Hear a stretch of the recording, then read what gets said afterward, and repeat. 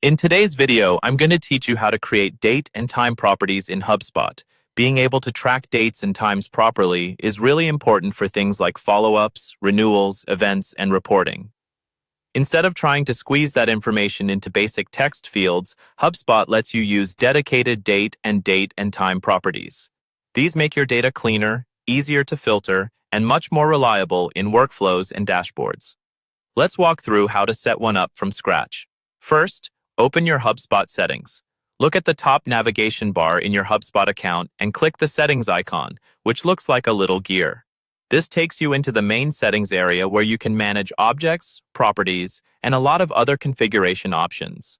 If you don't see the gear, make sure you're logged in with an account that has the right permissions to edit properties. Next, in the left sidebar, find the section called Objects and then click on Properties.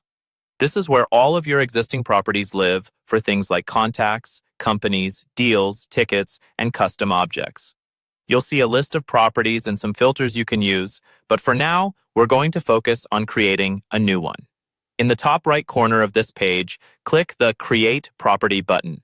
This starts the process of building a new custom property that you can later add to forms, views, and automation. HubSpot will first ask you which object this property should belong to.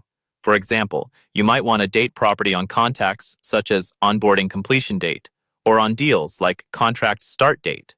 Choose the object that makes the most sense for how you plan to use this information, then click Next to move forward. Now it's time to name your property.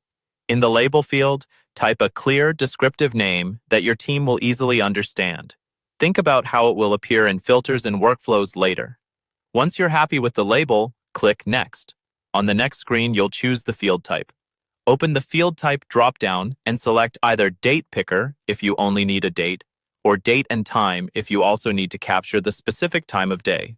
Date Only is great for things like birthdays or renewal dates, while Date and Time is better for meetings, events, or time-sensitive tasks.